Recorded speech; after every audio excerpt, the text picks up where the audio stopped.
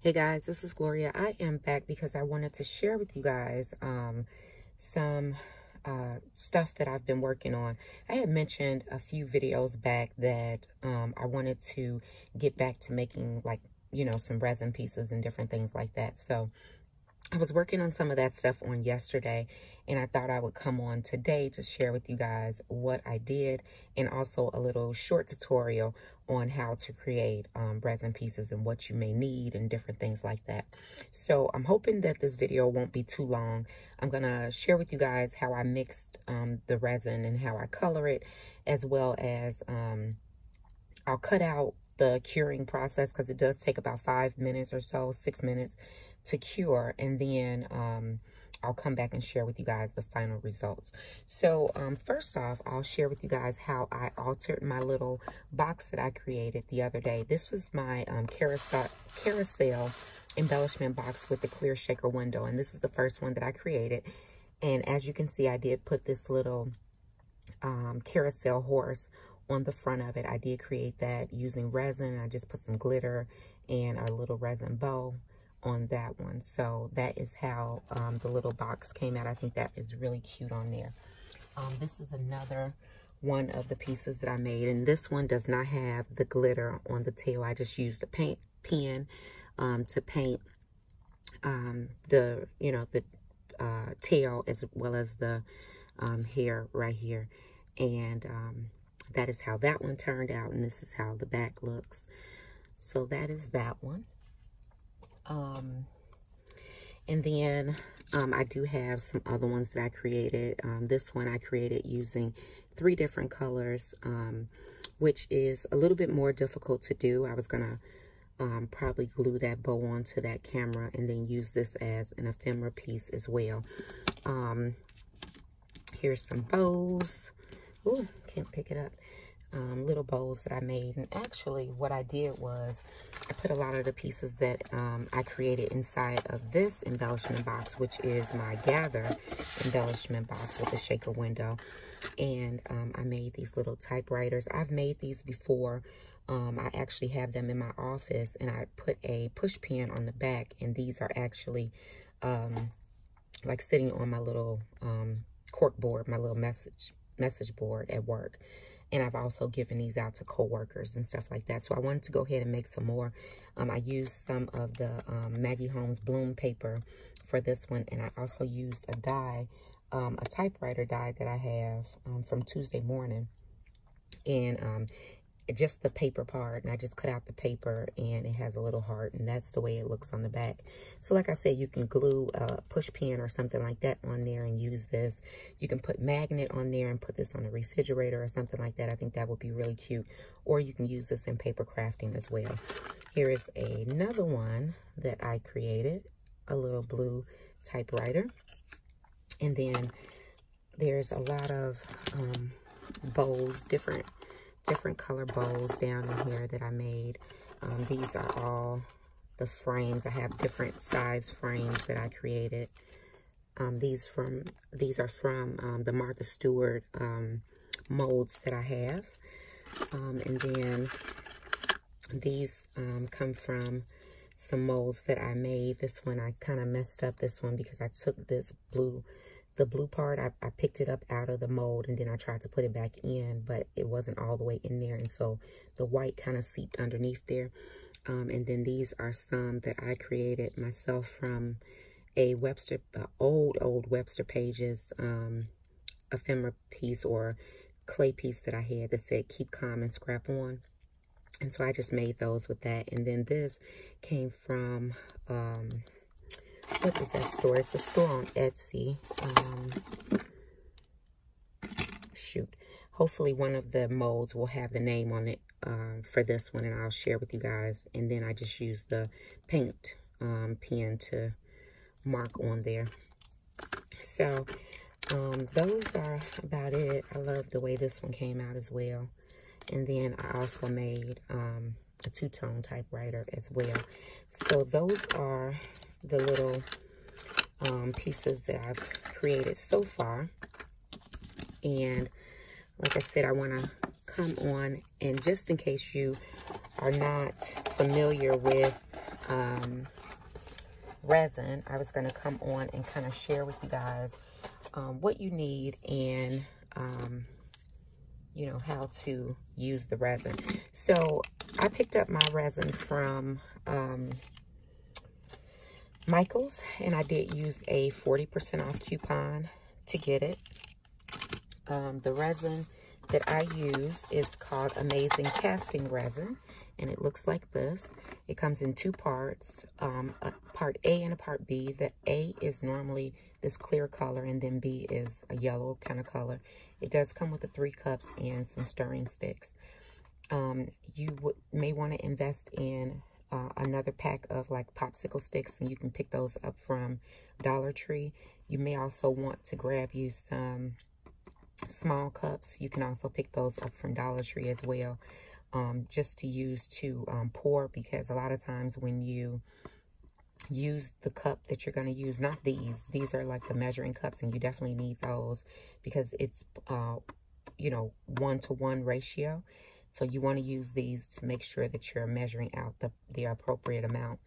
But the cup that you may want to pour these cups down inside of, you're going to want to like use multiple cups, because those cups will get damaged and messed up after a while. So this I picked up again from Michael's with a 60% off coupon.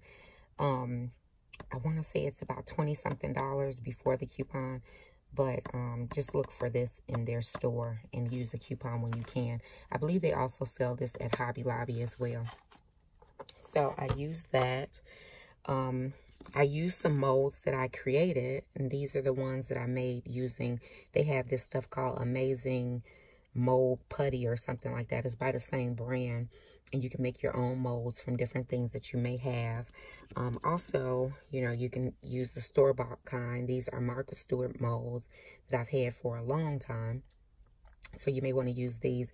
These are also great. You can use air dry clay with them, or regular clay, oven baked clay. You can use all of those things with it as well.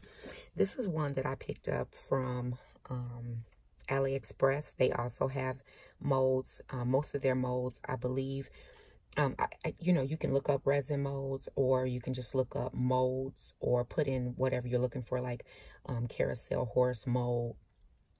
Some of these are for cooking, but of course, if you use them for resin or clay or anything like that, please don't use them for cooking after that. And then I also had these molds. These are pretty old as well, but I picked these up off of, I believe, Etsy. Oh, good. So this one still has a tag on there, and this is where I got this. I'm not even sure if she still has a shop or not, but it's www.cats-perfect, PURRFECT.com, and that's where I picked up these molds. She had some really great unique molds and stuff, and I do have more. Here's the little spaceship one right here, but I do have more of these, you know, but for the sake of the video, I won't pull out every mold that I have, but I have an entire box full of molds back here in my stash. Here's my little bow one. This is a flower one, and here's another one from AliExpress with little doves and stuff in it. Really, really cute. So what I'll do is I'll put some of this stuff away or drop it on the floor, and we will get started on the tutorial. So the things that you're going to need are, of course, your molds, your Amazing Casting Resin. You're going to need your cups, some stirring sticks. What else? You're gonna, I mean, if you're sensitive to chemicals and different things like that, you may want to use some rubber gloves, just in case, because the resins sometimes get a little messy, and so you don't want to irritate your skin. So you may want to use some rubber gloves. You definitely need like a paper towel or something like that. Now, one thing that I do is with my cups, I normally will mark on my cups A and B, and that's because you don't want to cross-contaminate from one of these liquids to the other, because once they mix, they actually harden, they cure. It says that it cures in 10 minutes, so we are going to go ahead and try to mix this and do this on camera. You also may want to have a little paint pen. This is the one that I use, and this one is in gold. They come in different colors. They just make it easy to paint your projects. For the little carousel horse, I did take a skewer, and what I did was I just cut the skewer down a bit, and it fits great right down inside of here. And I do put it inside of there before I pour my resin. So I'm not sure if we're going to pour another horse or not, but that one is there. Let's see. You also, if you want to color your resin ahead of time, what I use is alcohol ink. There's other things out there that you can use. As a matter of fact, the box actually says that there's some products on this website, www.moldputty.com, and it shows the different dyes that they have that you can use for your projects. Otherwise, if you don't use a dye or anything, your project is just going to come out white, okay? So first things first, I'm going to pour my white and my clear, my A, and I'm going to pour it in my A measuring cup, okay? And there are some little measuring numbers right here on the side, and so I'm just going to pour it up to 20. It doesn't matter where you pour it, just as long as part A and part B are both poured at the same level, because you want them to because it's a 1-to-1 ratio. So I also use acetone if I'm going to paint my pieces, and the acetone just helps to clean up any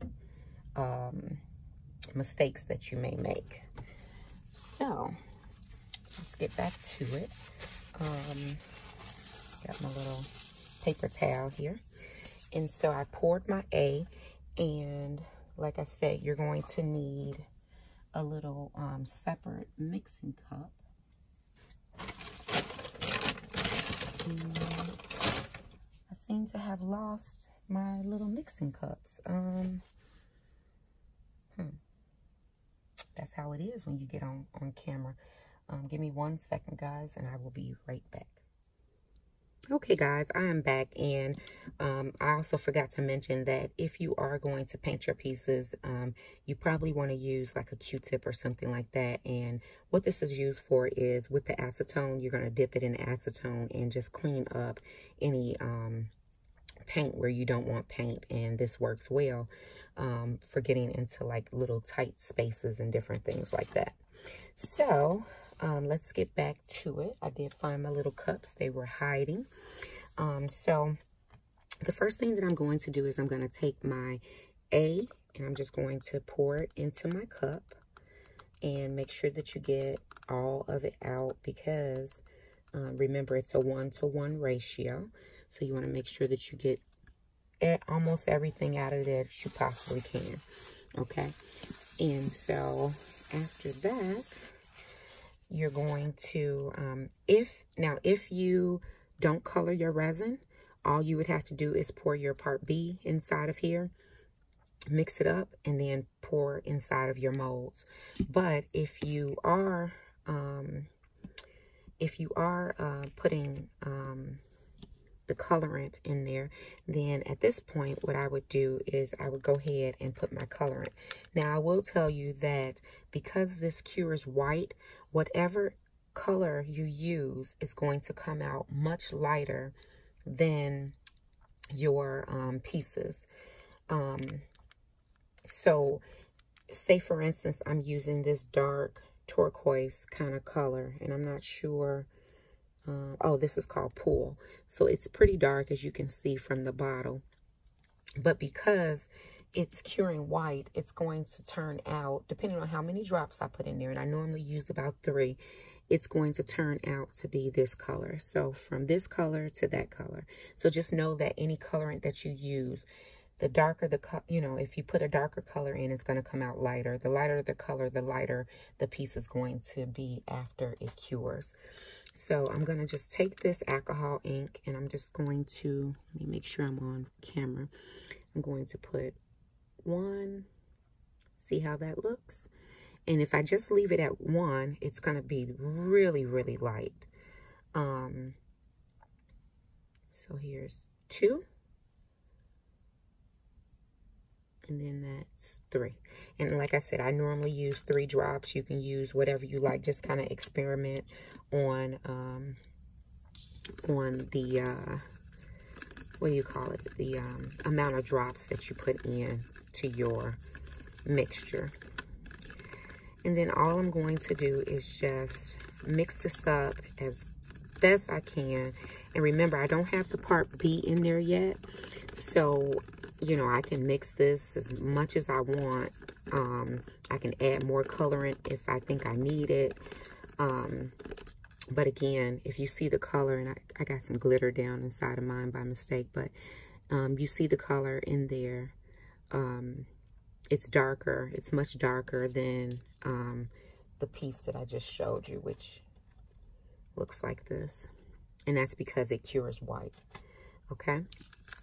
So, again, you can mix this as much as you want to make sure that the color is all mixed down in there. And you want to do that prior to adding B. Okay?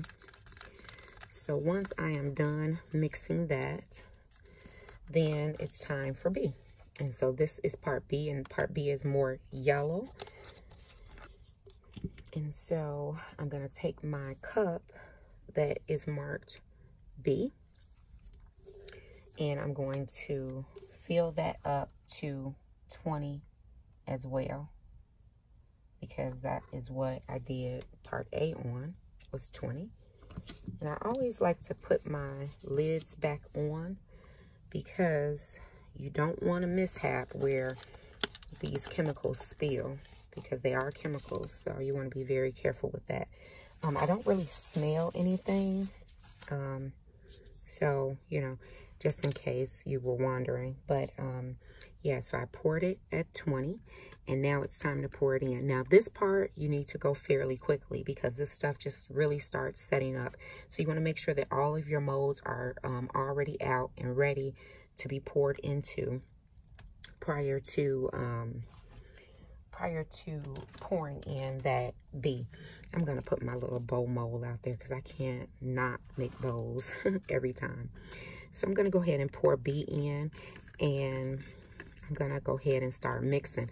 If you can see this, it kind of gets a bit cloudy when I pour B in, but the more you mix it, it kind of clears itself back up. And that's how you know that you are ready to pour. So I'm just going to go ahead and try to mix this as quickly as possible. And it kind of cleared back up for me. And so I'm going to start pouring. And so in order to make like your two-tone colors, you want to pour only where you want that color to go. And so I only want the blue to be in the middle right there. So that's the only place I'm going to pour it. And then just be... Oh, I'm pouring all over the place, y'all. I just poured it all over my desk. But you want to be careful and make sure that you pour it in the molds and not on your desk, like I just did. And if you do pour it on your desk, you need to go ahead and try to clean up whatever it is, especially if you have a really nice desktop. You know, my desktop is not that nice. So I'm going to go ahead and continue to pour. And I will clean that up in a second. And so once you finish pouring all of your molds, you want to, you know, I'm just going to make sure that it's touching all the way to the end on that one. and I got enough in all of them, it looks like. And I didn't pour this one, so I mean, that's okay. I can always come back and pour it, because you're not always going to have enough to pour all of your molds at the same time. But you want to make sure and try to have out as many molds as you possibly can in order to make sure that you're using up all of the stuff that you have. So I'm going to go ahead and stop this video, clean up some of this stuff, and let this cure, and then I'll come back and show you what it looks like in a moment. Okay guys, real quick, I just wanted to share with you guys the curing process. So as you can see, it's whiter in the middle than it is on the edges. That means it's actually curing in the middle, and it hasn't completely cured on the edge. Now, this is cured enough. If you were going to pour another color on top of this, you could probably do that at this point, because this is pretty much almost already solid. Or you can just wait and let that entire thing turn solid. Yeah, this one as well. So this one, you can tell that it's pretty much cured wherever it's turning lighter blue. And then around the sides of it, I can tell that it's still a little bit translucent. So that is still kind of curing. And you want to make sure that it's cured before you pop it out of your mold. So I will be back to share with you guys the final results. Hey guys, I'm back to share with you guys what the molds look like when, what the resin pieces look like when you take them out of the molds. So I took the typewriter one out because I went on and poured some more in there. This is what this one looks like. And as you can see, it's not perfect. Where the keys are, this was already poured in white. But there was not enough resin actually when I went to pour it. And so it's very, you know, like some of the keys are missing and stuff like that. But I think it's still really cute. As you can see, there's little pieces of resin where I don't want pieces of resin. And this is how the back looks. 9 times out of 10, you're not going to see the back at all. But the back does come out very shiny and glossy. And as you can see, the front is a very matte type of finish. So, again, remember when I shared with you guys how the alcohol ink was super dark when I put it in, and this is how light it actually comes out. And you can see the comparison with the white and the blue. So if you have these little pieces, when you take out your mold, your resin piece, you can just kind of clip off these little pieces like this. You can also take a file and file them down if you need to, or you can just leave them the way that they are and just use them, you know, because it doesn't have to be perfect to go on a project. So you can always just clip that off when the resin is still fairly pliable. Like this is not all the way hard yet. I can actually bend this a little bit with my fingers. So you can do that while it's still pliable. Just take it out the mold and, you know, clean it up as best you can. Here is the frame. And I'll take this out of the mold. And as you can see, it kind of bends when I took it out. That's because it's still very pliable, as you can see. But just lay it on a flat surface so that as it continues to cure, it'll come out flat. But you can definitely use that on a project. Put some paper behind it, make it all pretty. I think these are so cool to use on projects. This little corner piece, as you can see, it has some run over resin. And all I have to do is just take my scissors and just cut it off.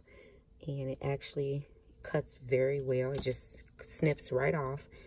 And there you have it. So that is pretty much how you do your resin pieces. Here's this piece right here. And all I did was, for my other ones, is just take a pen, a paint pen like this gold one, and it's really easy to just go over the raised parts and bring that, you know, bring the words or whatever out. And I'm not doing a very good job on this one because, of course, I'm standing up and I'm on camera. But you see, like, if you get paint where you don't want paint, then that's when you'll take your acetone as well as your little Q-tip, and just clean that part up. But that's pretty much how you would transform your little resin pieces.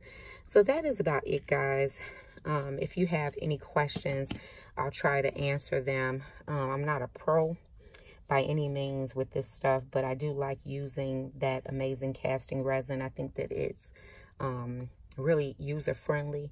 Like I said, just make sure that you wear gloves and different things like that if you're allergic to chemicals, or if you don't want the chemicals to touch your hands.